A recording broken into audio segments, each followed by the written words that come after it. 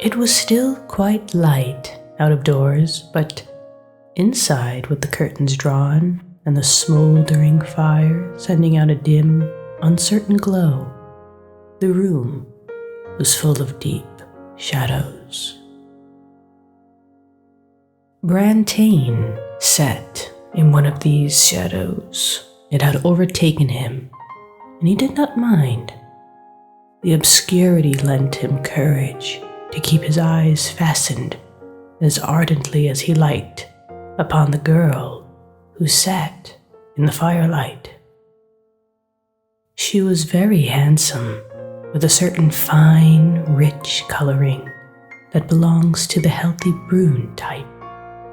She was quite composed as she idly stroked the satiny coat of the cat that lay curled in her lap, and she occasionally sent a slow glance into the shadow where her companion sat.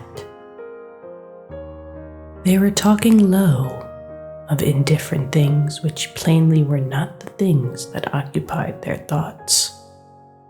She knew that he loved her, a frank, blustering fellow without guile enough to conceal his feelings, and no desire to do so.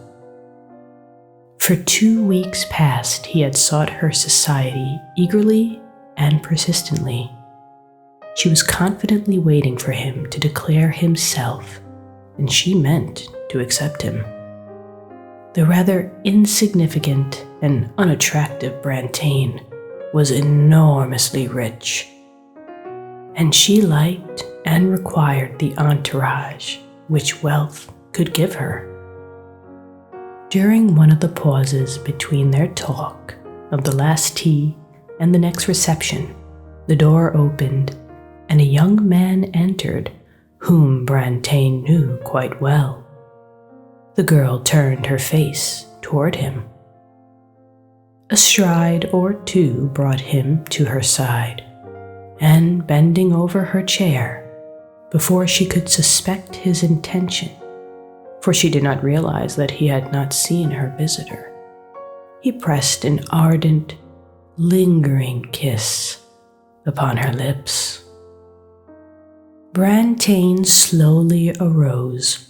So did the girl arise, but quickly, and the newcomer stood between them, a little amusement and some defiance struggling with the confusion in his face.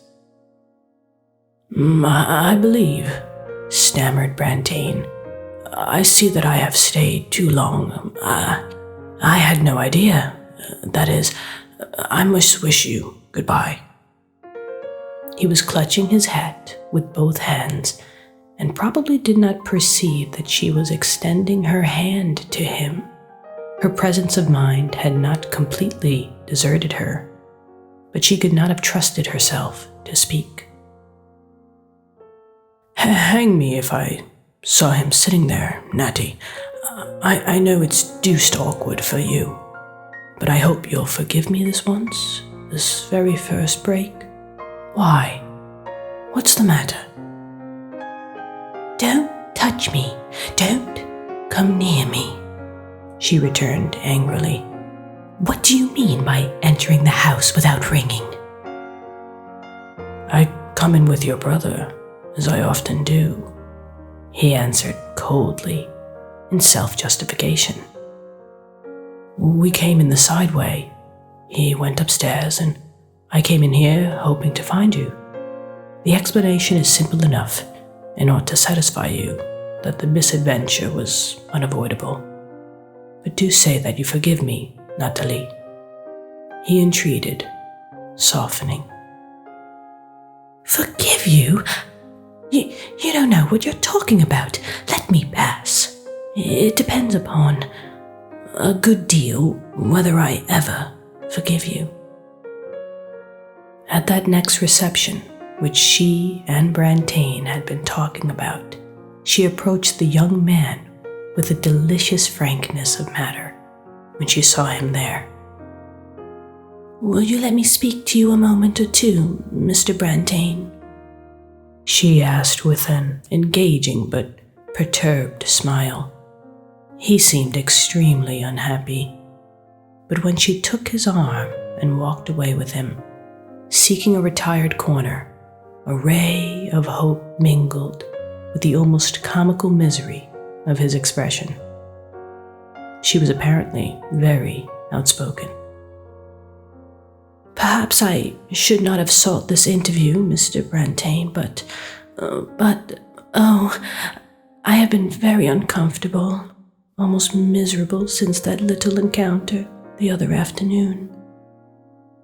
When I thought how you might have misinterpreted it and believed things, hope was plainly gaining the ascendancy over misery in Brantain's round, guileless face.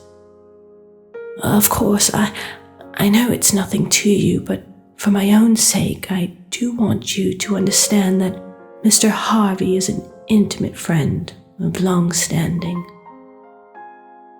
Why, we have always been like cousins, like brother and sister, I may say. He is my brother's most intimate associate, and often fancies that he is entitled to the same privileges as the family. Oh, I know it is absurd, uncalled for, to tell you this, undignified even." She was almost weeping. "But it makes so much difference to me when you think of me." Her voice had grown very low and agitated. The misery had all disappeared from Brantain's face. "Then do you really care what I think, Miss Nathalie? May I call you Miss Nathalie?" They turned into a long, dim corridor that was lined on either side with tall, graceful plants. They walked slowly to the very end of it. When they turned to retrace their steps, Brantain's face was radiant and hers was triumphant.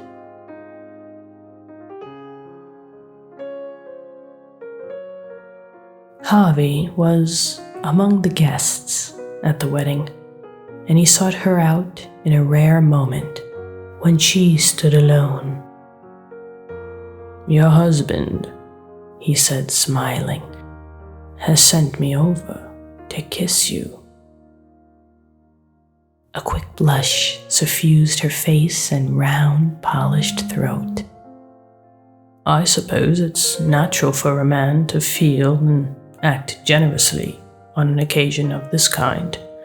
He tells me he doesn't want his marriage to interrupt wholly that pleasant intimacy which has existed between you and me.